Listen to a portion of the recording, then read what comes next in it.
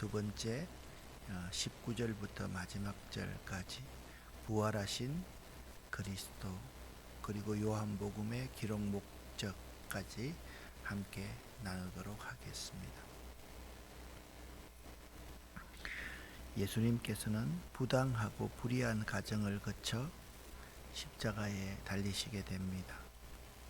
그러나 세상 관점으로 부당하고 불의했지만 그분은 이 땅에 오신 목적이 분명하셨습니다. 그 부당하고 불의한 방법을 통해서 예수께서는 십자가에 못 박혀 죽으셨습니다. 그 십자가에 못 박혀 죽으시는 그 순간에 예수님 가장 근처에서 예수님을 지키며 안타까워했던 대부분의 사람들은 여성들이었습니다. 그리고 예수님께서 사랑하시는 요한이 함께 있었습니다. 이제 하나님께서 예수님을 살리시겠다, 예수님 자신도 사흘 만에 살아나리라 라고 말씀하셨는데, 막달라 마리아는 이런 새벽에 예수님의 무덤으로 달려갑니다. 그런데 무덤 앞에 봉인해 놓은 큰 돌이 굴러져 있는 거예요. 그건 사람이 굴릴 수 있는 것이 아니거든요. 막달라 마리아는 되돌아 뛰어가서 베드로와 예수님이 사랑하시는 제자 요한에게 말을 합니다. 베드로보다는 요한이 젊기 때문에 무덤까지 요한이 빨리 달려 요한이 1등, 베드로는 2등으로 달려옵니다. 그런데 요한은 그 안으로, 무덤 안으로 들어가지를 못합니다. 근데 베드로는 무덤에 오자마자 무덤 안으로 들어갑니다. 예수님께서 입으셨던 수의 모든 것이 거기에 가지런히 놓여 있고 예수님의 시신이 없었습니다. 따라서 요한도 들어와서 그 광경을 목도합니다. 그리고 그 사실을 확인한 베드로와 요한은 집으로 돌아갑니다. 그런데 막달라 마리아는 그럴 수 없었습니다. 막달라 마리아는 계속해서 천사를 만납니다. 그리고 그 천사가 동산지기인 줄 알고 우리 주님의 시신을 혹시나 어디다 숨겨 놓았으면 저에게 알려주십시오. 제가 주님의 시신을 가지고 가겠습니다 라고 부탁을 합니다. 이 막달라 마리아, 이 여성이 매우 중요한 인물입니다. 막달라 마리아는요, 예수님께서 7 귀신을 쫓아내준 한 여성이었습니다. 막달레네라는 그 이름은 갈릴리 남서부 서안에 있는 도시 막달라로부터 그녀가 왔음을 암시해 줍니다. 우리도 옛날에 그런 말 많이 했지 않습니까? 부산댁, 광주댁, 영주댁, 그런 말 많이 썼지 않습니까? 유대인들도 그냥 막달라에서 온 여인, 그래서 막달라 마리아라고 불렀습니다. 그녀는요, 예수님께 은혜를 입은 사람이었습니다. 7 귀신이 들렸는데요, 7 귀신을 예수께서 쫓아내 주셨으니까 얼마나 예수님의 은혜에 감사하겠습니까? 그리고 그 은혜 입은 그 자체로서 예수님을 따르는 제자가 되었습니다. 이 막달라 마리아는요, 십자가 처형을 둘러싼 대부분의 사건을 다 목도했던 사람이 막달라 마리아라는 여인입니다. 예수님의 모의 재판 때도 있었고요, 안나스와 가야바가 재판하는 그 재판에도 있었고요, 본디오 빌라도가 사형 선고한 것도 들었고요, 예수님께서 군중에 의해서 구타와 굴욕을 당하시는 것도 직접 옆에서 목격한 여인이었습니다.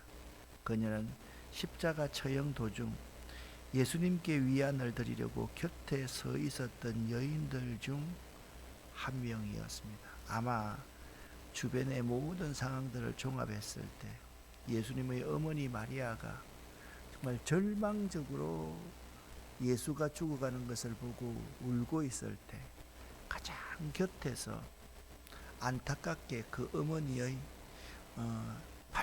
팔을 끼고 있었던 그 여성이 막달라 마리아가 아닐까라고 생각을 합니다. 막달라 마리아는 예수님의 부활을 가장 처음 목격한 증인으로서 다른 이들에게 부활한 예수님이 부활을 증거하라고 보냄받은 여인입니다. 그러니까 우리가 사도라고 하면 보냄받은 자 아닙니까? 어떻게 보면 막달라 마리아는 이름 없는 사도였다, 그렇게 볼 수가 있습니다. 아마도 그녀는 약속받은 성령의 도래를 기다리기 위해서 사도들과 함께 사도행전 1장에 마가의 다락방에 모여 있었던 많은 사람들 가운데 한 여인, 그 여인들 가운데 한 명이었을 것임이 틀림이 없습니다. 그림을 조금 이쁘게 묘사해 놓았지만 무덤 앞에서 부활하신 예수님을 만나는 막달라 마리아 그림입니다. 얼마나 좋았을까요? 얼마나 기뻤을까요? 이 세상의 모든 인구 가운데 가장 먼저 부활하신 예수님을 만나는 행운을 가졌던 막달라 마리아, 참 복 있는 여인이다. 과거는 7 귀신이 들렸던 여인이지만 그 7 귀신이라는 것을 여러 가지로 해석할 수 있지만 사실 막달라 마리아라는 이 여성은 아주 절세 미인이 아니었을까.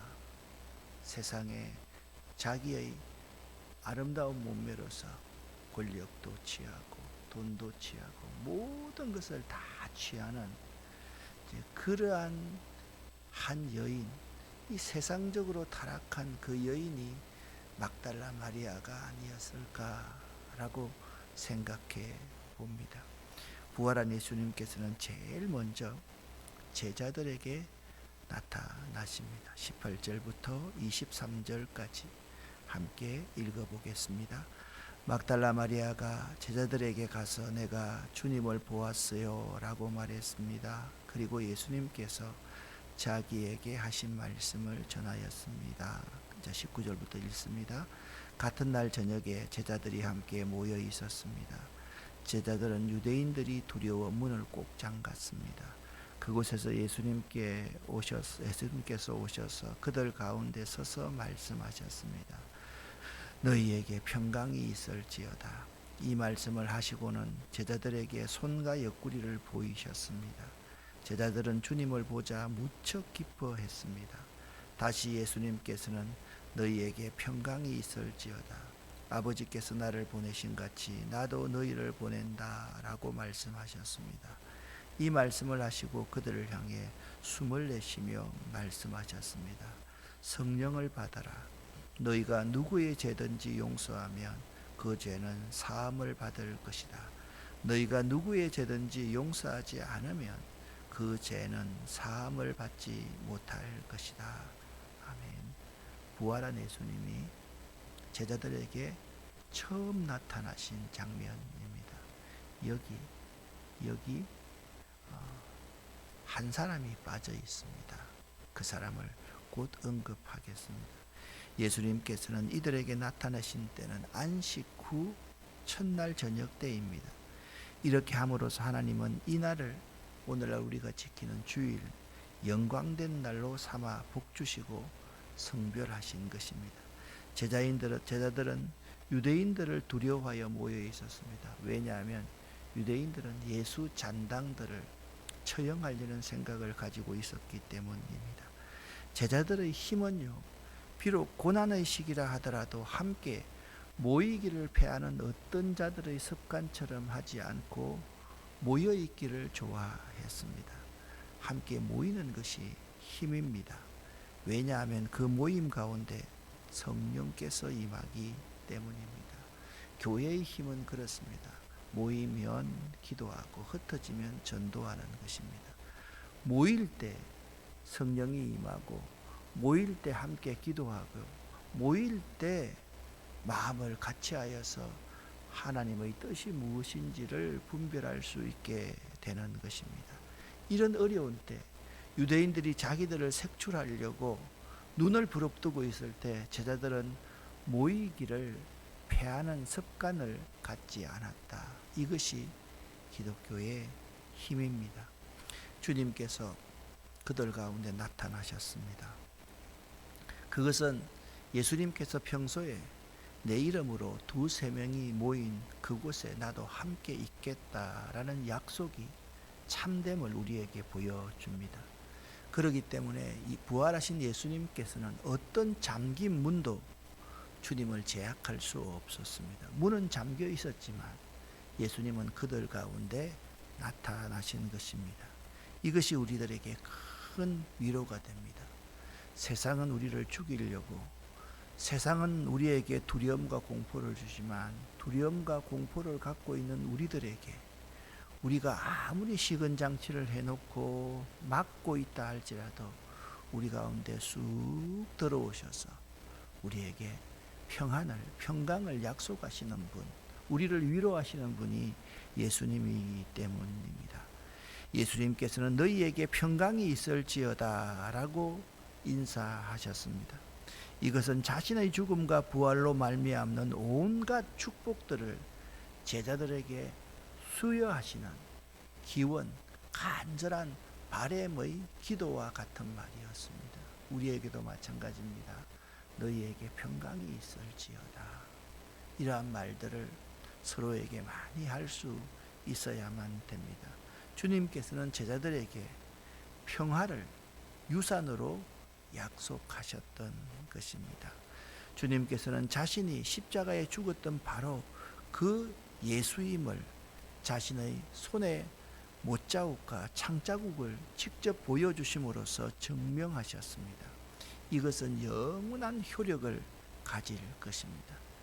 주님의 손자국인 못자국과 창자국, 이것을 본 제자들은 기쁨이 넘쳤습니다. 세상이 줄 수 없는 기쁨이었습니다. 이 체험, 주님의 못자국과 창자국을 보았던 이 체험이 그들을 깨우고 그들을 살렸던 것입니다. 이 그림에서 예수님의 손에 있는 못자국을 한번 보시기를 바랍니다. 또 이 그림에서 예수님 손에 있는 못자국을 보시기를 바랍니다. 그리고 가룟 유다라는 사람, 나중에 또 한번 설명하겠지만 예수님의 창자국을 억지로 예수님께서 손을 끌어서 그것을 확인하고 있는 그러한 모습입니다. 예수님께서는 못자국과 창자국을 그들에게 보여주시면서 나는 십자가에 달린 그 예수이다. 그 예수가 지금 부활해서 너희 가운데 존재하고 있지 않느냐. 영원한 효력을 약속하셨습니다. 그런데 그 제자들 가운데 그 자리에 없었던 사람이 한 사람 있었습니다. 도마라는 사람입니다. 24절 25절을 함께 쉬운 성경으로 읽겠습니다. 12제자 중에서 디두모라는 별명을 가진 도마는 예수님께서 오셨을 때 다른 제자들이 있던 그 자리에 없었습니다. 그래서 다른 제자들이 도마에게 우리가 주님을 보았다라고 말했습니다. 그러자 도마는 내가 직접 예수님 손에 있는 못자국을 보고 내 손가락을 그분의 못 박힌 곳에 찔러보고 내 손을 그의 옆구리에 넣어보기 전에는 못 믿겠다고 말했습니다. 우리는 도마를요, 의심 많은 도마라고 말을 하는데 여러분이라면 그렇게 하지 않았겠습니까?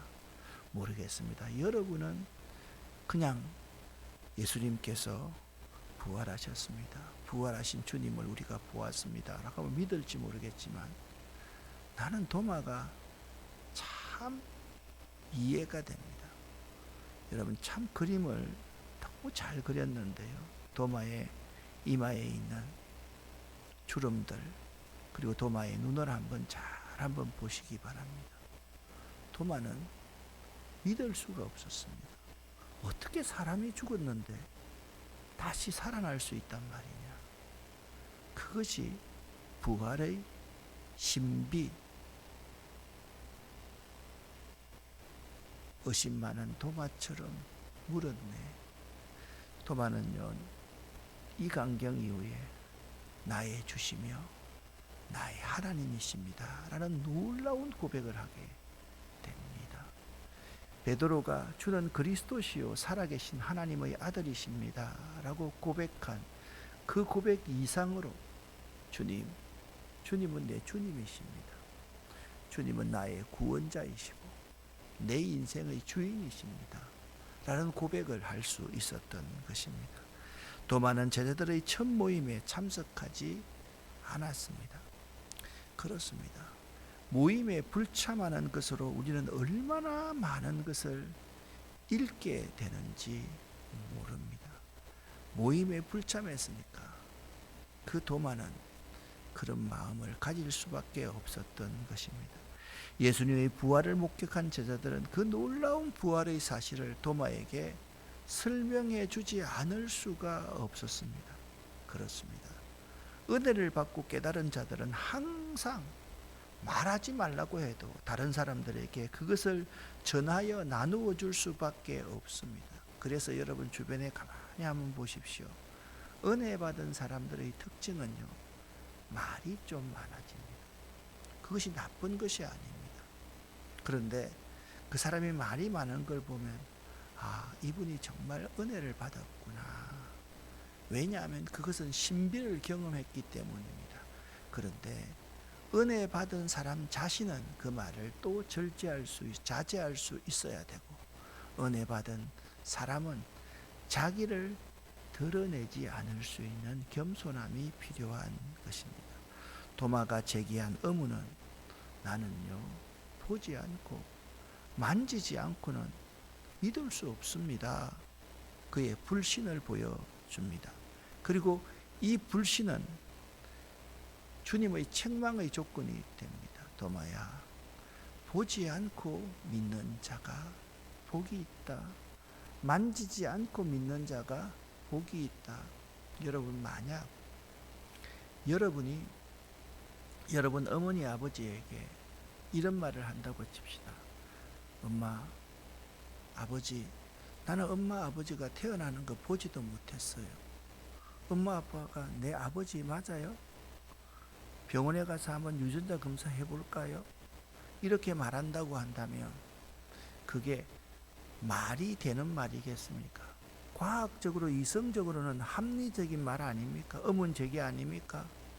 그런데 그걸 해보자라는 것은 사실 말이 안 되는 말입니다. 우리들은요, 도마를 무조건 비난할 수가 없습니다. 왜냐하면 우리들의 모습 가운데 도마를 발견할 수 있기 때문입니다. 도마는요, 확인하고 나자 얼마나 열심히 있는 제자가 되었는지 모릅니다. 주님은 나의 구원자이십니다. 내 인생의 주인입니다. 우리가 예수를 믿는다는 것은요, 이 두 가지를 잘 알아야 됩니다.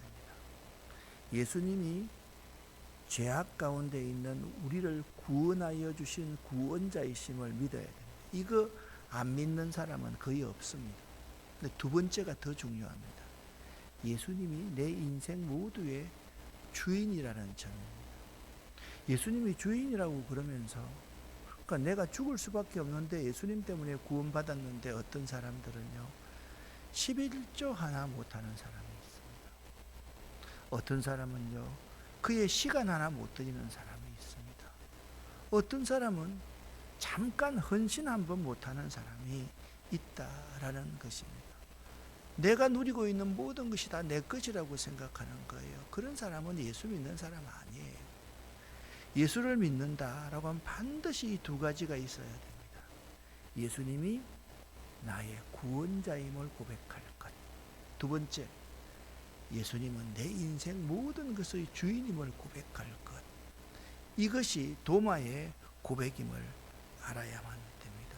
부활하신 예수님께서 다시 제자들에게 나타나셨는데 이 나타나심은 도마를 위해서, 그리고 나머지 이 자리에 없는 제자들을 위해서 나타나신 것입니다. 함께 26절부터 29절 읽겠습니다. 일주일 뒤에 예수님께서 제자들이 다시 그 집에 있었습니다. 예수님의 제자들이 다시 그 집에 있었습니다. 이번에는 도마도 그들과 함께 있었습니다. 이때도 문은 잠겨져 있었습니다. 예수님께서는 안으로 들어오셔서 그들 가운데 서서 말씀하셨습니다. 너희에게 평강이 있을지어다. 그리고는 도마에게 말씀하셨습니다. 네 손가락을 여기에 찔러 보아라. 내 손을 보아라. 네 손을 내밀어 내 옆구리에 넣어 보아라. 그리고는 믿지 않는 자가 되지 말고 믿는 자가 되어라. 도마는 예수님께 나의 주님, 나의 하나님이라고 외쳤습니다. 예수님께서 도마에게 말씀하셨습니다. 너는 나를 보았기 때문에 믿느냐? 나를 보지 않고 믿는 사람들은 복이 있다. 아멘. 예수님은 처음 나타나신 후 8회를 지나서 부활 후 1회 되는 날에 제자들에게 다시 나타나셨습니다. 이번에도 예수님은 평강을 기원하셨습니다. 이것은 주께서 자기 사람들에게 주시는 평강이 풍성하고 확실함을, 그의 축복의 계속을 선언하시는 것을 의미합니다. 그러므로 주님의 자녀들은 모임마다 새로워지고 평강을 재확인하게 되는 것입니다. 주의 자녀들이 모여서 평강을 이야기하지 않고 평강을 선포하지 않고 다른 사람 씹고 다른 사람에게 부정적인 이야기를 하고 덕이 안 되는 말을 하는 사람은 예수님의 제자라고 할 수가 없습니다. 부활의 생명이 그 속에 있는 사람이라고 말할 수 없습니다. 예수님께서는 도마에게 믿음 없는 자가 되지 말고 믿는 자가 되라고 책망하셨습니다. 이 책망은 우리 모두에게 해당되는 것입니다. 그러므로 우리들은 항상 주님, 나의 믿음 없는 것을 도와주소서라고 기도해야 됩니다. 한번 따라 합시다. 주님, 나의 믿음 없는 것을 도와주십시오. 기도할 때마다, 이 자리에 앉을 때마다 주님, 나의 믿음 없음을 도와주십시오 라고 기도할 수 있어야만 됩니다. 사실 도마뿐만 아니라 모든 제자들이 주님을 만나고서야 부활을 온전히 믿을 수 있었습니다. 한편 처음에 제자들이 그것에 대해 믿기를 주저했다는 사실 이 자체는, 그러니까 처음에 안 믿어지는 거예요. 그것은요, 부활에 관한 그들의 믿음이 결코 경솔하게 결정되고 확정된 것이 아님을 우리에게 잘 보여주고 있는 것입니다. 여러분, 도무지 믿기지 않는 것이 믿겨지는 겁니다. 그것은 있잖아요, 내가 체험해 보았으니까 믿어지는 것이지, 내가 체험하지 않은 것을, 믿을 수 없는 것을 어떻게 믿을 수가 있겠습니까? 여러분과 저도 예수님을 인격적으로 좀 체험하고 만났으면 참 좋겠습니다. 꿈에서뿐만 아니라 우리의 삶 속에서 우리 주님이 살아계심을 우리가 직접 체험할 수 있다면 우리의 신앙이 얼마나 더 견고해질까를 한번 생각해 봅니다. 교인들을 대할 때마다 이럴 때가 참으로 많습니다. 어느 날 제가 어떤 일을 하고 있을 때 주님께서 저에게 나타나서 말씀하시는 겁니다. 생생하게 체험한 그런 사람들의 간증을 들을 때가 참으로 많이 있습니다. 그런 사람들은 견고한 믿음을 가질 수 있습니다. 어느 날 내가 힘들고 곤고한 상황 가운데 주님께서 나에게 성경 말씀을, 그 말씀을 바로 내가 붙들고 있는 그 약속의 말씀을 주시는 거예요. 그 약속의 말씀을 받았을 때 그의 믿음이 더욱더 견고해질 수 있는 것입니다. 주님께서 내가 기도했던 모든 것을 하나도 빠뜨림없이 다 이루셨다는 것을 어리석게도 나중에 깨닫고 나서야 그분이 내 삶에 살아 역사하신다는 것을 깨달았다라고 말하는 사람들이 있습니다. 믿음 없는 자가 되지 마시기를 바랍니다. 믿음 있는 자 될 수 있기를 바라고 여러분과 제가 부활의 증인이 될 수 있기를 예수 이름으로 간절히 축원합니다. 기도하겠습니다. 하나님 아버지, 오늘 이 새벽 시간부터 저녁 때 수요 성경 강해로 모여서 말씀 듣고 기도하는 그 순간까지 하나님 우리들과 함께하여 주시옵소서. 오늘 이 새벽에 기도하는 우리의 모든 기도 제목을 들어 응답하여 주시옵소서. 저희가 믿는 자들 되기를 원합니다. 십자가를 지신 그 예수님, 부활하신 그 예수님을 믿는 자가 되고 증거하는 자가 될 수 있도록 도와주시옵소서. 우리가 도마처럼 주님은 나의 구원자이시며 내 인생의 주인이십니다.